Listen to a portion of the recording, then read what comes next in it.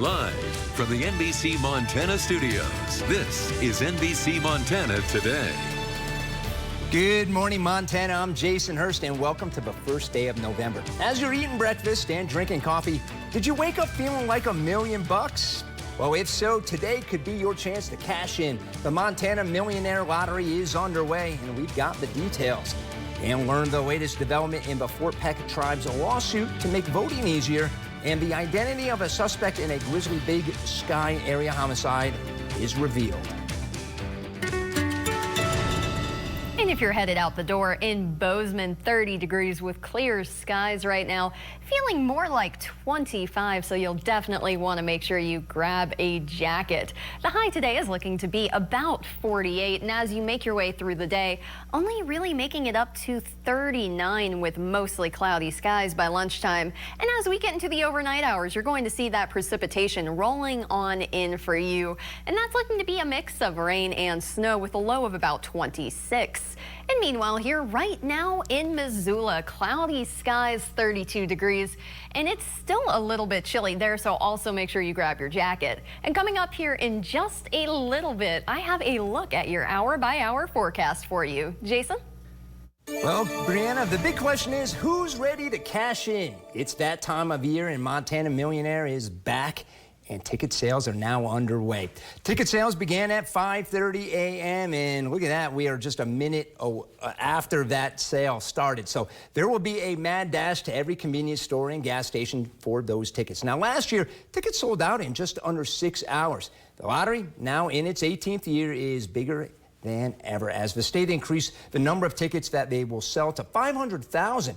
They've also added another chance to win $1 million, bringing the total number of $1 million winners up to 4. There will also be a $250,000 drawing. That will take place on December 2nd. And the $1 million grand prize drawings, well, they will be held on December 26th. The cost to play is $20, and the odds of winning the $1 million is 1 in 125,000. There are plenty of chances to win and other prizes that are awarded. How about $2,300 $500 winners and $4,500 $100 winners, according to the Montana Lottery website. Sad news out of Ronan. Officials report finding a missing woman deceased. Now, the body is identified as 62-year-old Patricia Clary. Clary was reported missing Wednesday morning.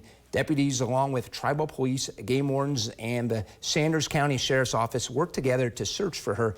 A resident in Sanders County located Clary's vehicle in the Dog Lake area where she was found deceased. Officials are currently investigating. Who killed Dustin Gersom? Well, the Gallatin County Sheriff's Office took big steps forward answering that question. Now, on Thursday, the Sheriff's Office released the identity of the suspect in the killing near Big Sky. Officials arrested a 41-year-old man named Darren Christopher Abbey in Butte earlier this week and report he confessed to the murder of Gersom. Now, during the investigation, DNA was taken from a beer can from Gersom's tent, and officials say the DNA matches Abbey's. Right now, the motive is unclear. There's still months of work to be done. These cases consume the entire division, and each of them know there are more cases coming in every day of less priority that will need their attention shortly. Abbey is being transported to the Gallatin County Detention Center and is charged with deliberate homicide. We're waiting to hear back from the officials on when Abbey will appear in court. In Kalispell, a 14-year-old boy is in custody and a 16-year-old girl underwent surgery for a gunshot wound after a shooting Thursday afternoon. Now, the shooting happened around 3:20 p.m. on the 400 block of South Meridian Road. Officials arrested the boy on a preliminary charge of attempted deliberate homicide. Now, he is not being identified because he is a minor. Police were on scene processing evidence for several hours. And a Washington man admitted to killing hundreds of birds on the Flathead Indian Reservation. Now, Thursday in federal court, he learned his sentence. NBC Montana's Kylie Gibson attended the hearing and breaks down what happened. A man charged with killing 118 bald and golden eagles and 107 hawks on the Flathead Indian Reservation and selling their parts on the black market appeared in a Missoula federal courtroom for sentencing. Travis John Branson pleaded guilty in March to the charges of conspiracy and unlawful trafficking of bald and golden eagles, receiving a sentence Thursday, 46 months in federal prison. He will pay restitution, or at least was ordered to pay restitution, in the amount of $770,250, which represents $5,000 per eagle killed and $1,750 per hawk killed.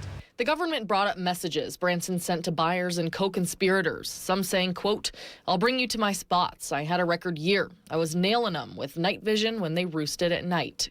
A grand jury indictment last December quoted Branson, saying in a January 2021 text message that he was going on a, quote, "killing spree" to eagle tails. Federal authorities have not disclosed how all the birds were killed, nor where else the killings happened, but the court did say Branson and others would set up bait traps of dead deer, cows, calves, and elk to lure the eagles in and shoot them dead. The Department of Justice held a press conference outside of the courthouse after sentencing. Mr. Branson bragged about his, quote, "killing sprees." He butchered each bird and sold its parts for lots of money. And he did it repeatedly, without hesitation, year after year after year. His lack of respect for the sanctity of these protected birds was driven by only one thing: greed. Branson is ordered to self-report to the Bureau of Prisons to serve his nearly 4-year sentence. His co-defendant, Simon Paul, never appeared for a court hearing, and a warrant is still out for his arrest. Reporting in Missoula, Kylie Gibson, NBC Montana. The woman accused of hitting and killing 20-year-old Micah Westwolf in 2023 pleaded guilty. Now, court documents show Sonny White appeared in a Lake County court Wednesday and pleaded guilty to vehicular homicide while under the influence and failure to stop and remain at a scene. White pleaded guilty after the state brought forward a plea agreement. She admitted to the charges in exchange for 2 counts of criminal child endangerment and criminal possession of dangerous drugs to be dismissed at sentencing. Now, a sentencing date will be set at a later time. NBC Montana will continue to follow this case. In Butte, bond for a Spokane man is up to $1 million after prosecutors allege he distributed fentanyl that led to a fatal overdose. Christopher Garofalo was initially charged on October 16th with 3 counts of criminal possession of dangerous drugs with intent to distribute. Law enforcement said they found 2,000 suspected fentanyl pills, 30 grams of cocaine, and about 1 pound of meth in Garofalo's possession. Now, he quickly bonded out of jail, but was again arrested after returning from a trip to Spokane. According to officials, when they took Garofalo back into custody, he asked 2 individuals to pick up his truck, which reportedly had drugs and money inside. Prosecutors say both individuals tried the fentanyl, but one of them died from an overdose. The other was put on a ventilator. Additional charges are possible.